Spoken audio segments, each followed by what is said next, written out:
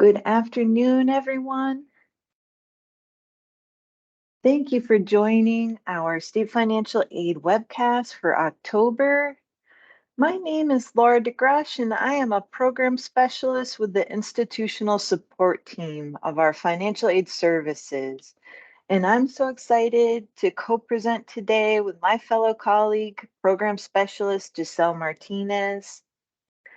The webcast, as mentioned in the chat, it will be recorded and available on our Student Financial Aid Programs website under our Stay Connected section under the webcast archives. Just in case you want to watch it again or hear it again, it will be there. And as always, we'll send out an announcement once it's ready and available.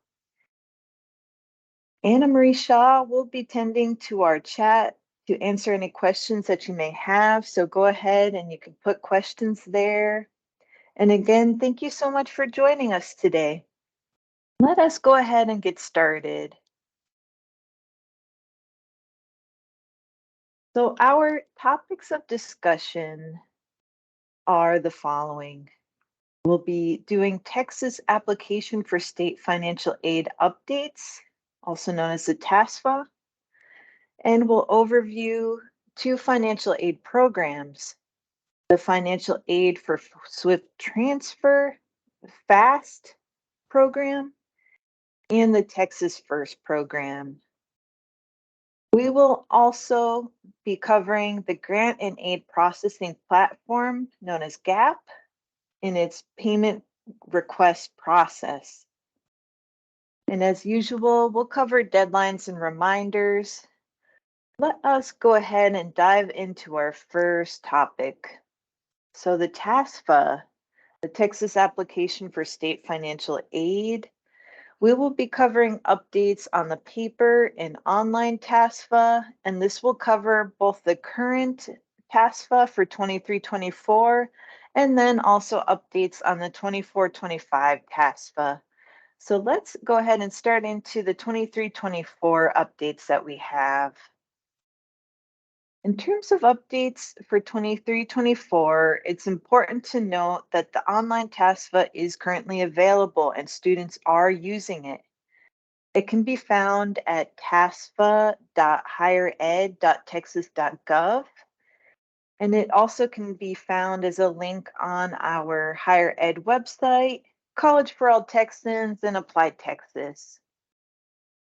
There are various resources currently available to students that are trying to navigate the online TASFA.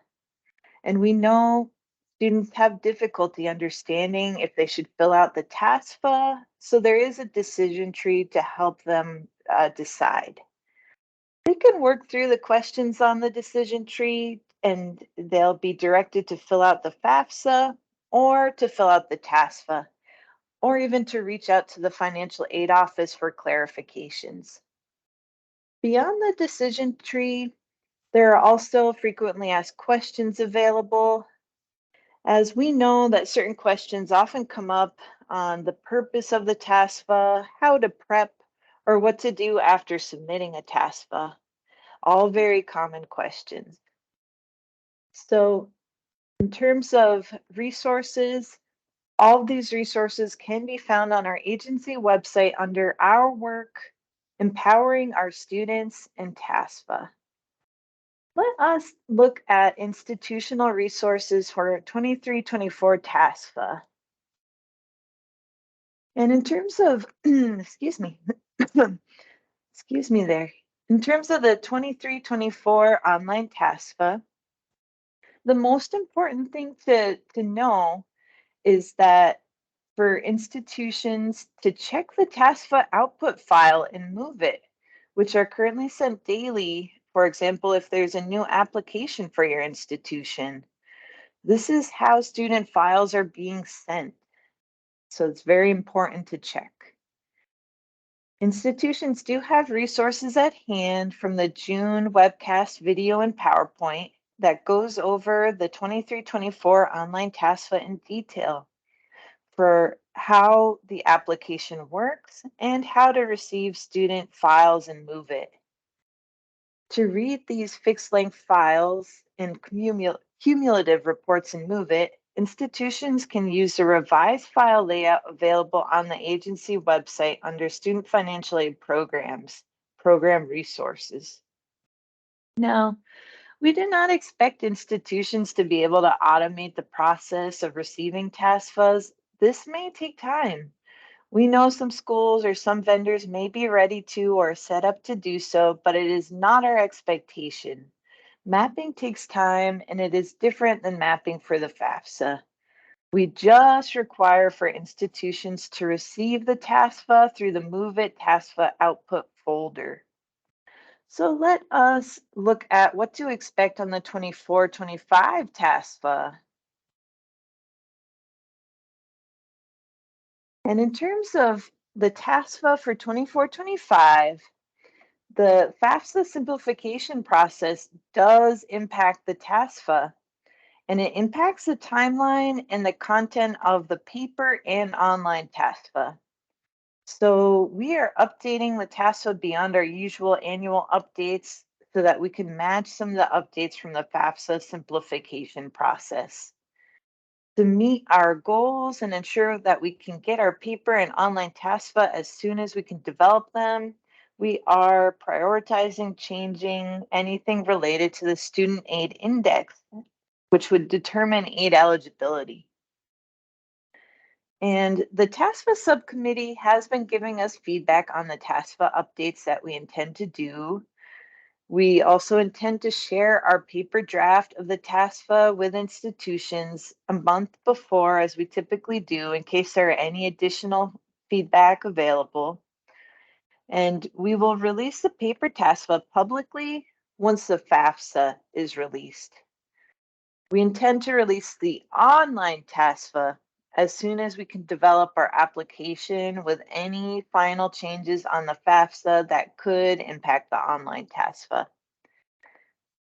Because of all the delays in both the FAFSA and the TASFA, the commissioner has changed the priority deadline from January 15th to March 15th for the 24-25 application year. Future years will revert back to January 15th.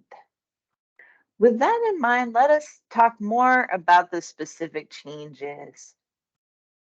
In terms of removals from the TASFA, for example, there are a number of untaxed income and additional information questions that have been completely removed from the FAFSA, and that we also plan to remove from the TASFA for both the student and the parent sections. So we are removing approximately 20 questions of that nature. The FAFSA added some questions by breaking apart questions or asking more detailed questions, and we will match these changes as well. We will be adding approximately 11 questions to the TASFA from this. And the FAFSA updated wording on some questions or answer choices, and we will match some of these changes for approximately 13 questions in this way.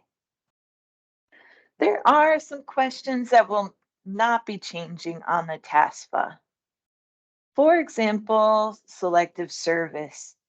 This will remain on the TASFA as it is still a state financial aid eligibility requirement, and it is still helpful to have included on the TASFA so to not require additional paperwork or applicants.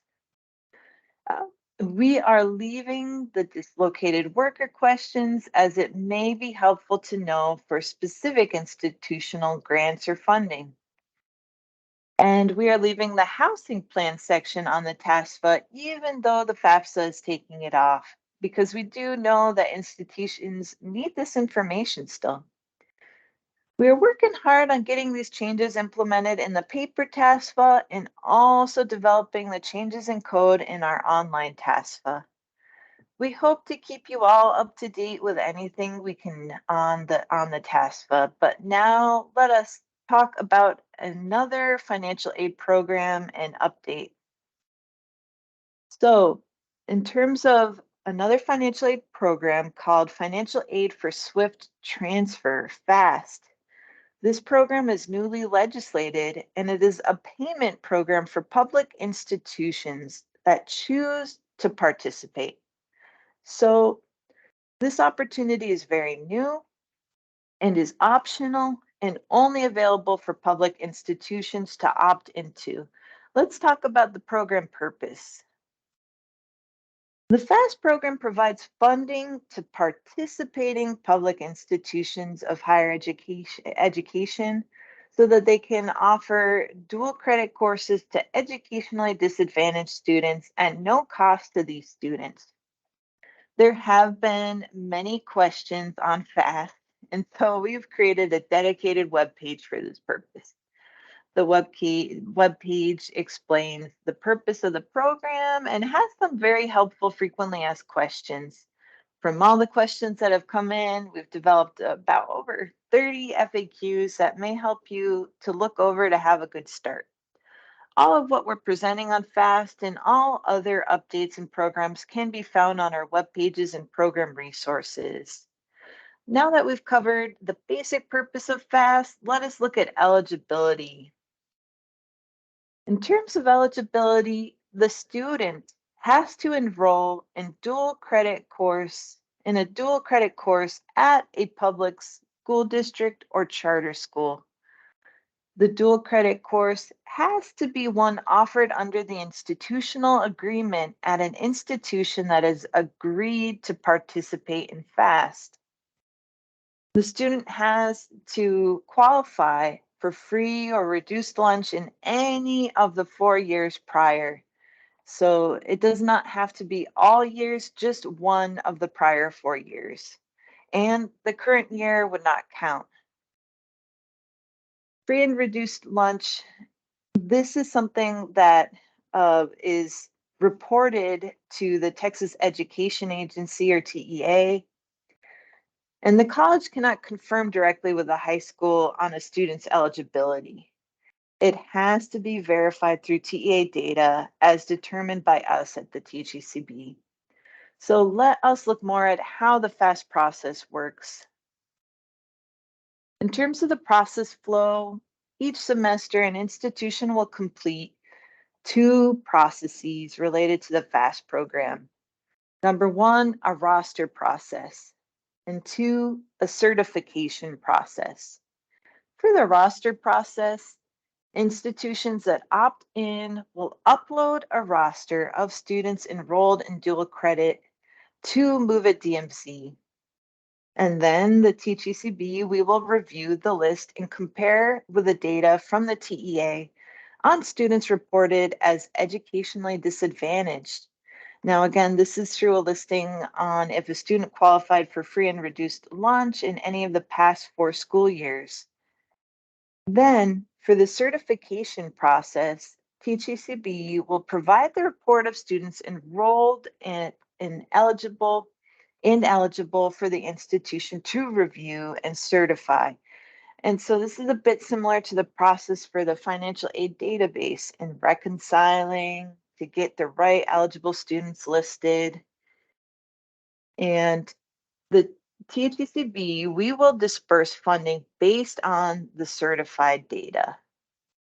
The funds are not intended to cover the full cost of dual credit courses for institutions, but it's meant as a supplement for institutions. And students that are FAST eligible, just to clarify, should not have to pay anything for dual credit courses, not the cost for tuition fees or books. Students do not directly receive these funds, but funds go to the institution. Overall, important to understand that this is a reimbursement program. Once reconciled and certified, a payment can be requested by an institution in the future in our GAP portal. So let us review how to participate. In terms of participation, you can find our memo on the participation agreement and the memo itself on our Stay Connected page of our financial aid programs website. Again, it is optional to participate, but we do require a response to ensure that the opportunity is acknowledged for public institutions. And Once opted in, the institution is in for the academic year for this past participation agreement, and there will be a new participation agreement for the next year for 24-25.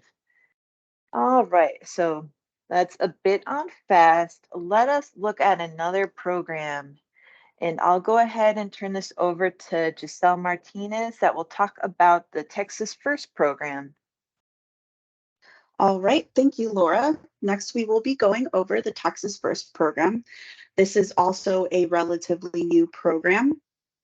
Unlike FAST, this is not an optional program. All public institutions participating in state financial aid are required to participate in the Texas First program. It is part of Chapter 22 of the Administrative Code and is in the program participation agreement that institutions were required to submit earlier this year, outlining all required state financial aid programs.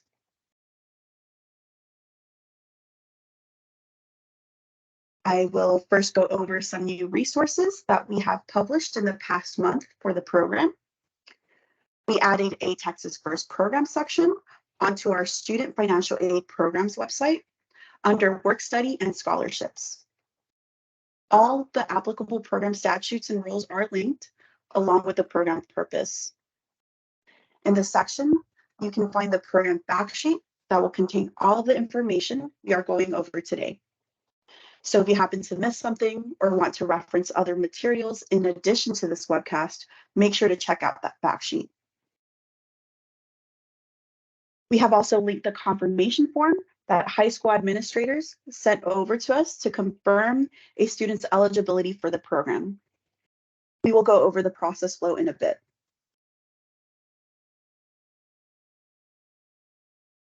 The Texas First program is designed to keep the best and brightest on a direct track to post-secondary education here in Texas. As of September 1st, the number of institutions that are eligible to award the Texas First Scholarship expands from 10 institutions to all Texas public institutions of higher education. This includes colleges, universities, and technical colleges. Just as a reminder, all public institutions of higher education are required to participate in the program. Pictured here is a dedicated program website available to students, their parents, high schools, and institutions.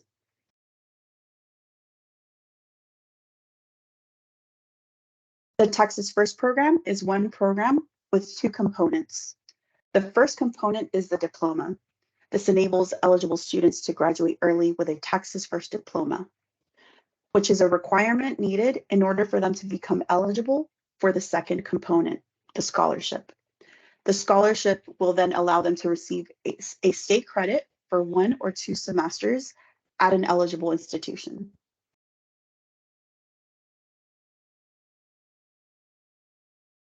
All right, so let's get more into the details of what makes a student eligible for a scholarship. The student must be enrolled at an eligible institution, which has been expanded to all public institutions. A few of the eligibility requirements are similar to our other state financial aid requirements, such as the student must be classified as a Texas resident by the institution, and they must be registered or exempt from selective service. The student must have graduated early from a high school in Texas, which includes all public independent school districts and charter high schools with a Texas First diploma, which can also be referred to as the Texas First Early High School Completion Program.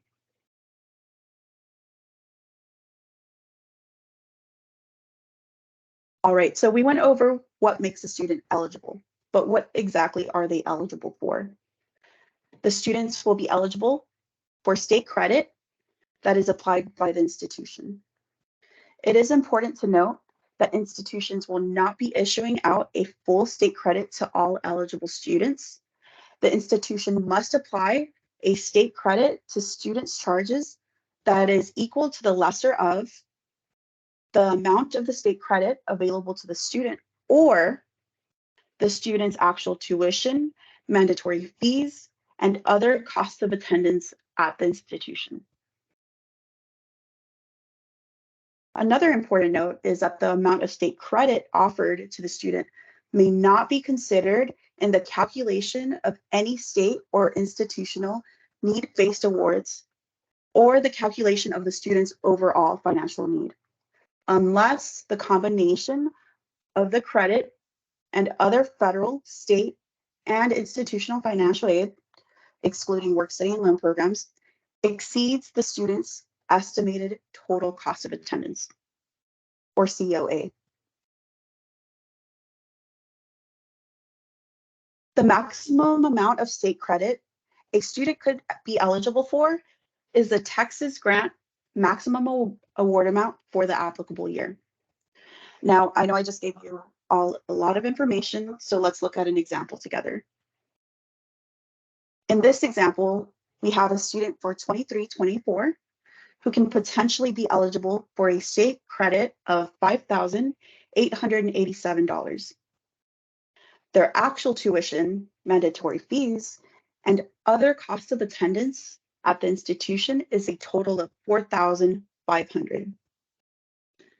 The amount of state credit the school will apply to the student's charges is $4,500 because it is the lesser of the maximum amount of state credit available to the student. You'll also notice that I have been mentioning other costs of attendance in these past two slides. That is because other cost of attendance is a term that is defined by the administrative code.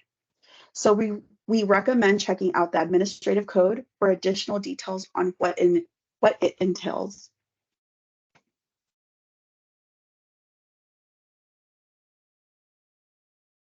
Now, how will institutions identify eligible students? Let's go over an overview of the process flow for the Texas First Scholarship. The process starts with the confirmation of eligibility. This step is completed by the high school administrator or counselor. They will confirm with us if the student graduated with a Texas First program diploma. Once we receive confirmation, we will issue out a certificate to the student. We will also add the student to a roster that institutions can access through MoveIt. Institutions will need to download the roster to identify any eligible students at their institution to apply the appropriate amount of state credit onto the student's charges. Now, Texas First is set up to be a reimbursement program. How it works is that institutions will apply the state credit onto the student's charges and will then report the amount of state credit, the amount of state credit applied on the annual financial aid database submission. This can be found under data element 114.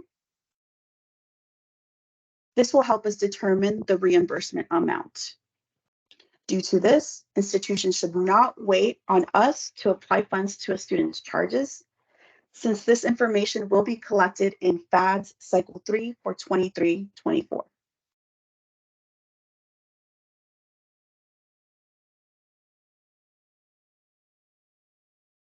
All right, so let's delve a little deeper into recipient rosters. Institutions can download rosters from the grant output folder on MoveIt. Updated rosters are updated when new certificates are issued to students. Rosters contain the date the certificate was issued, the student's name, the last four of their social, their date of birth, and the maximum amount of state credit they could potentially be eligible for. Recipient rosters includes a list of all eligible students who have been issued out a certificate. Because of this, institutions are not required to collect scholarship certificates issued by THUCB to the student.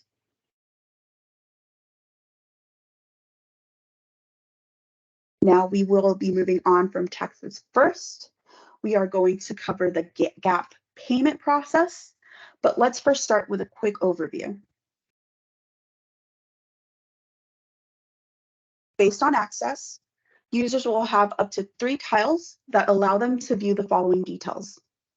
They'll be able to view the institutional profile tile, which allows them to view institution details, staff rosters, financial aid program rosters, intent to participate requests, They'll also be able to view the allocations file, which allows them to review allocations and student count. The request tile allows users to view payment requests, transfer requests, return of funds, and updates in student count. We do have several webcasts that are helpful in navigating through GAP. On August 24th, we went through a full walkthrough of GAP. On August 31st, we went through a user access walkthrough. On September 13th, we went over the various types of requests. There's a lot of good information in there, so if you're not too familiar with GAP, we do recommend checking out those webcasts.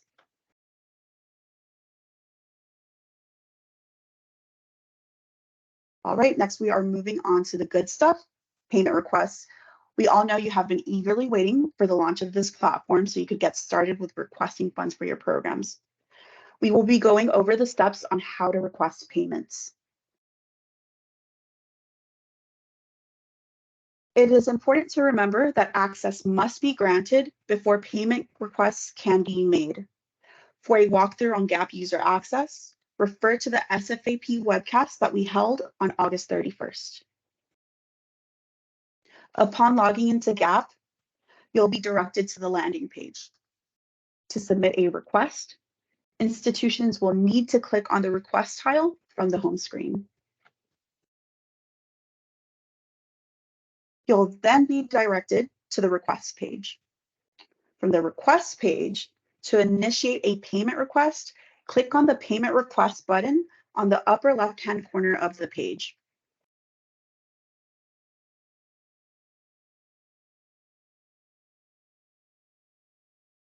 A payment request window will open up. To complete the form, you will need to select the program from the drop-down menu. As a note, only programs that you have opted into will be available on the drop-down menu. After a program is selected, the fiscal year and remaining allocation amount will auto-populate. You will then enter the requested amount along with the number of students. If no updates are needed to the number of students at that time, you would need to enter 0. When you click on the acknowledgement box, by checking on the box, you are acknowledging that you will be adhering to the timely distribution of funds. This also includes the work-study program. Previously, institutions would receive a lump sum and did not have to follow the timely distribution of funds for the program. But now that work-study is requested on an as-needed basis, just like our other state financial aid programs, institutions will need to adhere to the timely distribution of funds for this program.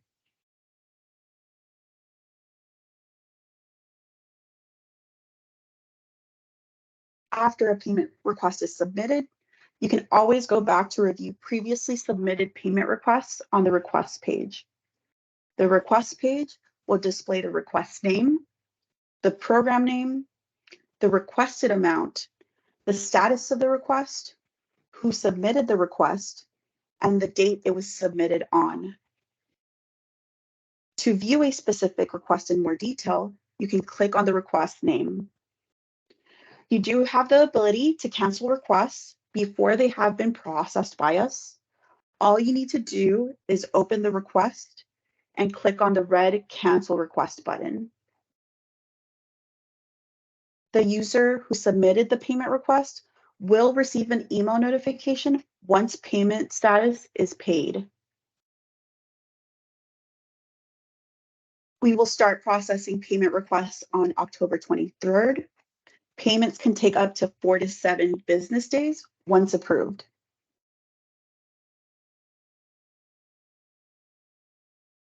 I know we covered a lot on GAP, and you may have some follow-up questions or need additional assistance. If you have any questions regarding a program on GAP, we are going to go over the help desk ticket process.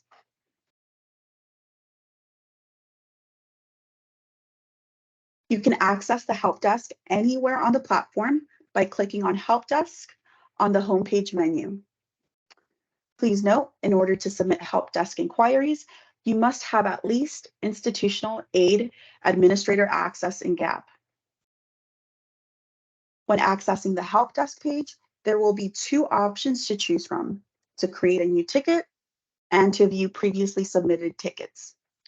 In this case, we are going to create a new ticket. When creating a new ticket, you will need to complete all of the required fields, including a description of the issue. You will be able to upload files related to your issue if you need to. After submitting the request, you will be taken to a view of your submitted tickets.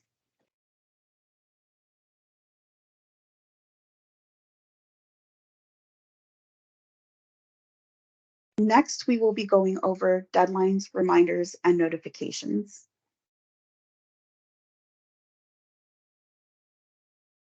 As a general reminder, the fall 2023 calendar has been updated and can be found under Stay Connected on our SFAP webpage. Various deadlines, reminders, and recent communications can be found at a glance on our main SFAP page as well. For deadlines, we have the state campus-based report deadline coming up this week. The month of November has a couple of deadlines. We have the user access annual review on the 10th, bilingual education end of year report, and the deadline to certify FAD Cycle 3 on the 13th. Here are some reminders. The deadline to submit an initial FAD Cycle 3 was on the 16th of October. We sent out a survey to institutions requesting feedback for our agency website on October 13th. So do make sure to check those out. The agency will be closed on November 23rd through the 24th for the holiday.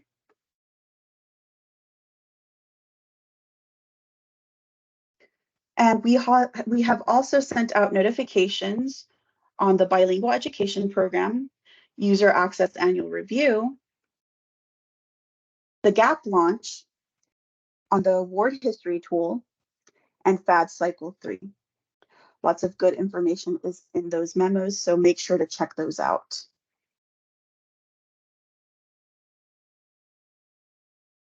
If you need to contact student financial aid programs, you can call us on our institutional line. Students can contact us on the Texas Financial Aid Information Center line. Students, borrowers, and co-signers that participate in either CAL, Forward, or TASP can contact us on the borrower services line. Our hours of operations are from Monday to Friday from 8 a.m. to 5 p.m. We are closed for lunch from 12 p.m. to 1 p.m. You can also submit inquiries online through Contact Us if you have any questions regarding programs or items that are not in GAP. And with that, that concludes our October webcast. This is our last webcast for the calendar year. Thank you for joining us this year, and we will see you next year. If you have any further questions, please reach out. Once again, thank you for joining us and have a great day.